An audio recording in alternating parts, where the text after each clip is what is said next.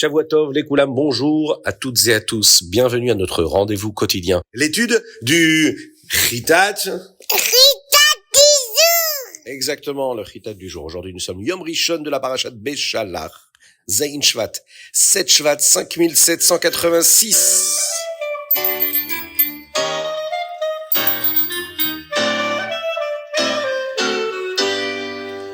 Et aujourd'hui, nous allons commencer donc cette magnifique parashat Beshalach. Mais avant cela, nous allons chacun lire un Télim au choix, qui sera lu avec une kavana, une intention, celle d'apporter le salut, d'apporter de la bénédiction, de l'apporter de la réfoua à une personne que nous ne connaissons pas, chacun pour tout simplement, par Avat Israël, penser à notre frère juif qui aurait besoin de notre tfila.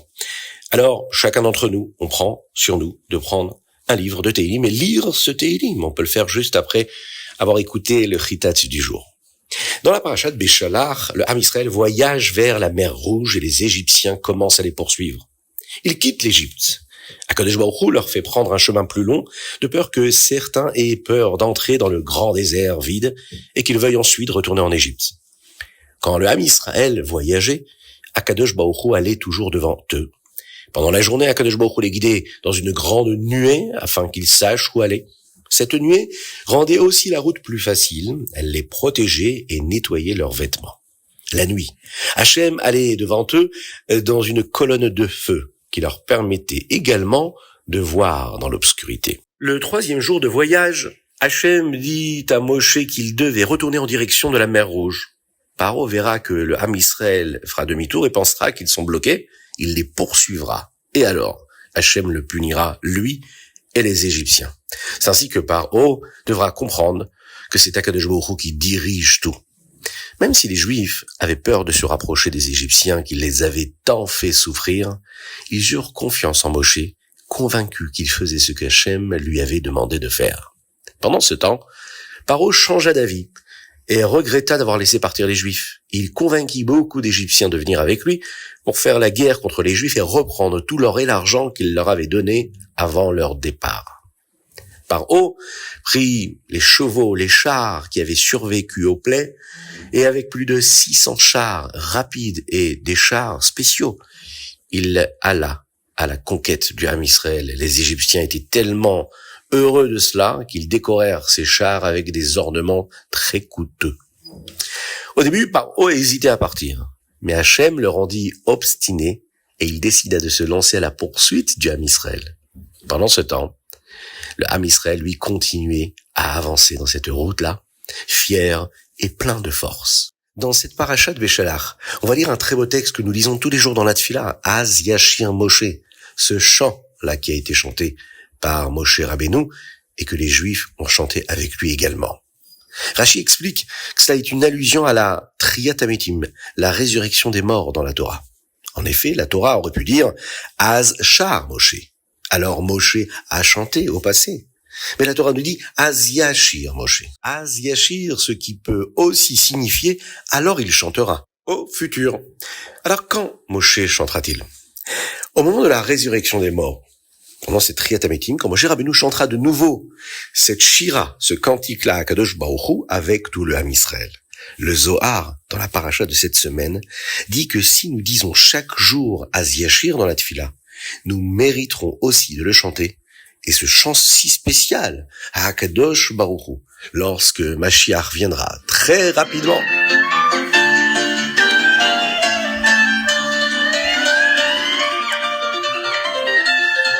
Télim, aujourd'hui nous sommes le Zayin Shvat, le 7 Shvat, et nous lisons du chapitre Lamed Tet au chapitre Mem Gimel, du 39 au 43. Selon certains commentaires, le chapitre Mem Aleph, le 41, parle de la mitzvah de Bikur Cholim, celle de visiter les malades. Le deuxième verset dit Ashrei Maskil Eldal, heureux celui qui pense à la personne malade et qui vient lui rendre visite.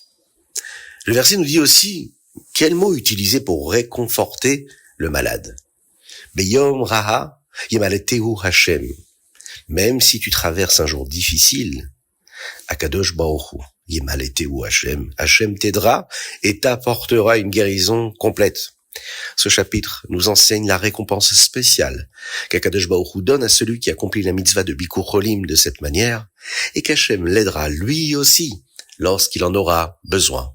Be'ezrat Hashem, qu'Akadosh Baruch Hu fasse que tous les malades du Ham Israël puissent guérir, et que nous puissions chacun d'entre nous faire cette mitzvah autant que faire se peut, c'est-à-dire encore plus que nous ne le pouvons, pour toujours rendre visite aux malades.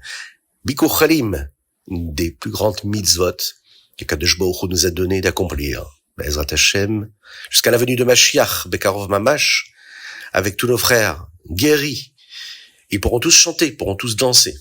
Et là, on accomplira la plus belle des mitzvahs, celle d'apporter des korbanot au Beth Amikdash avec les plus belles louanges.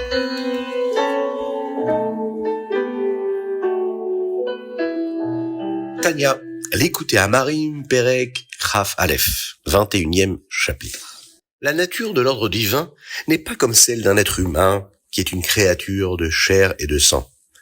Les termes humains ne peuvent pas vraiment décrire les qualités d'Akadosh Baruch Hu. Lorsqu'un homme parle, le souffle de sa parole est perçu comme quelque chose de séparé de sa source, c'est-à-dire de ses 10 facultés intellectuelles et émotionnelles.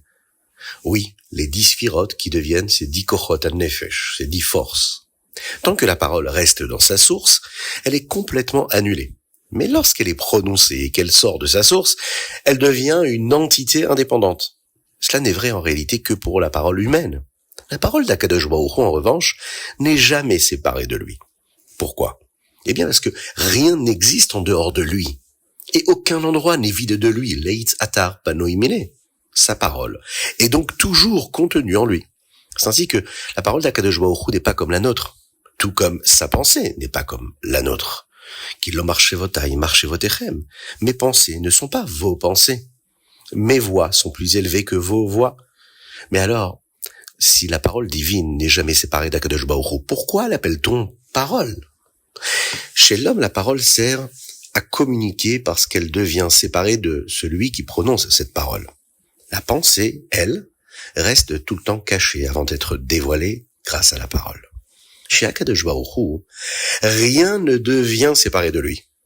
Alors en quoi sa parole est-elle une parole, puisque la parole c'est par définition l'expression de ce qui est à l'intérieur de la personne. Le Rabbi Shlomo Zalman explique que la parole a 2 caractéristiques. Première chose, elle révèle ce qui était caché. Deuxième chose, elle se sépare de sa source. Seule la première caractéristique s'applique à la parole d'Akadosh Baruch Hu. Pourquoi ? Parce qu'elle révèle à la création ce qui était caché dans la Elokut, dans la divinité même. La parole d'Akadosh Baruch Hu est appelée aussi parole d'Ibour, uniquement pour montrer cette idée-là de révélation. La parole, c'est une forme de dévoilement.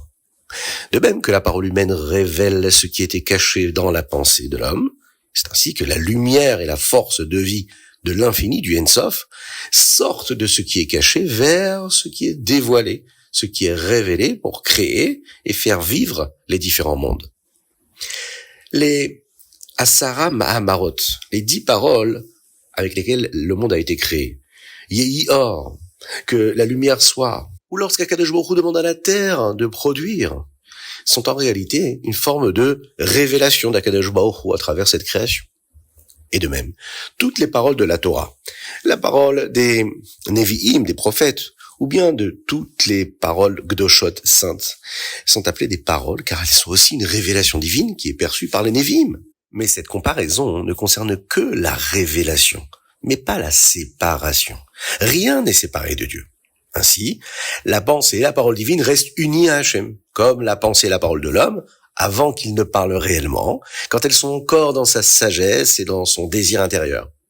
Chez l'homme, avant de parler, les lettres de sa pensée sont complètement unies à lui. Par contre, chez Akadosh Baruch Hu, chez le Créateur, sa pensée et sa parole restent unies avec lui-même, après qu'il ait parlé. Il n'y a pas eu de changement, il n'y a pas eu d'altération.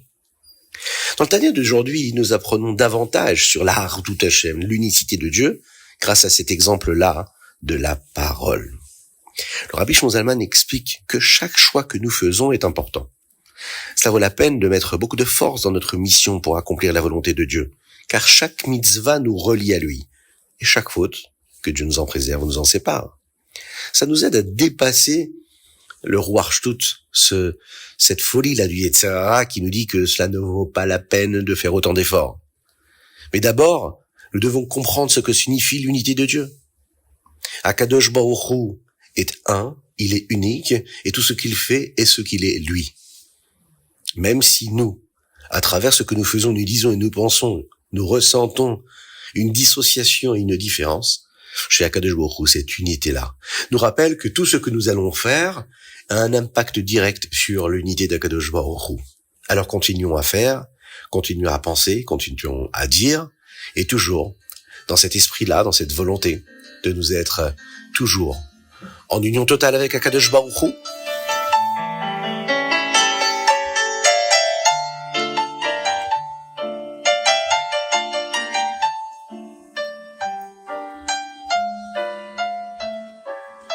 Yom Yom, aujourd'hui 7 Shvat, quand le Rabbi Shimon Zalman avait 9 ans.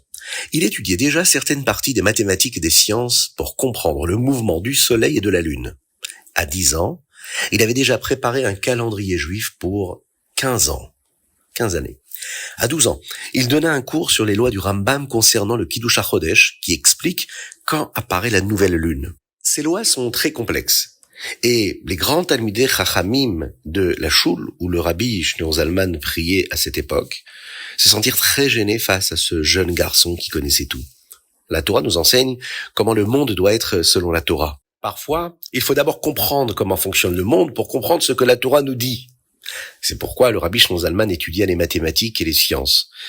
À ce moment-là, le Admor HaZaken, qui fut un grand décisionnaire dans la partie révélée et cachée de la Torah, puisque il est l'auteur du Shulchan Aruch Harav, mais aussi du Tanya.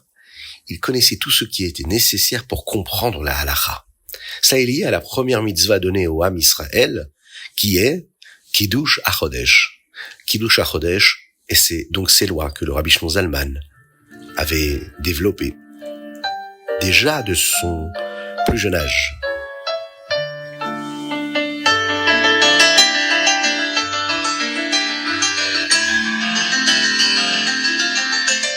Rambam, Ilchot, Mamrim, et nous sommes dans les Ilchot Avel également aujourd'hui.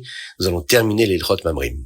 Mamrim signifie ceux qui se rebellent. Dans le 7e chapitre, on nous parle d'un garçon qui est appelé un Ben Sorer ou Moré, qui pourrait avoir entre 13 et 13 ans et 3 mois, qui vole de l'argent à son père, achète une quantité précise de viande et de vin, mange la viande à moitié crue avec de mauvaises fréquentations. Il y a tellement de détails que cela est presque impossible à réaliser. Et dans la Gemara, certains disent qu'il n'y a jamais eu de Ben Sorer ou Moré, et que cette loi est étudiée pour recevoir une récompense. Drosh vekabel sachar, c'est-à-dire qu'il faut étudier et recevoir un mérite pour cela. Mais bien sûr, comme la Gemara nous le dit, nous n'avons jamais été confrontés à ce Ben Sorer ou Moré qui se comportait de cette façon aussi éloignée du bon comportement d'un jeune enfant juif. Nous commençons à présent les Ilchot Avelut. Dans le premier chapitre, on nous donne la mitzvah qui est la mitzvah du deuil, qui commence juste après l'enterrement, que Dieu nous en préserve et que nous n'ayons jamais à vivre ce moment-là grâce à la venue de Mashiach. Et dans le deuxième chapitre, on apprend pour quel proche une personne doit faire le deuil. Et comme nous l'avons dit, Be'ezrat Hashem, qu'Akadosh Baruch Hu nous envoie le Mashiach très rapidement, et que nous n'ayons toujours que de belles choses à vivre et de belles choses à vivre.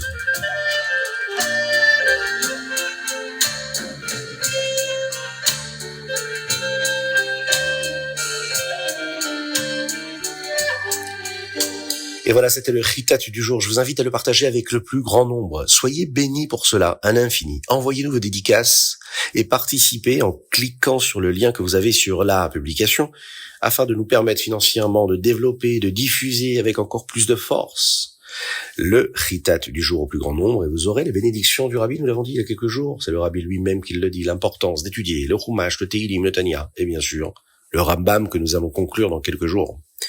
Je vous souhaite plein de bonnes choses. Et à très bientôt pour le Chitat du jour. Je vous donne le téléphone et le WhatsApp qui est le plus 33 6 21 37 24 52. Shavua Tov, de bonnes nouvelles. Un petit rappel, oui, sachez que l'on peut retrouver tous les derniers épisodes sur Spotify, iTunes, sur Google Play, enfin sur toutes les plateformes qui nous permettent d'écouter le Chitat. Donc n'hésitez pas à partager cette information auprès de vos proches. À très bientôt.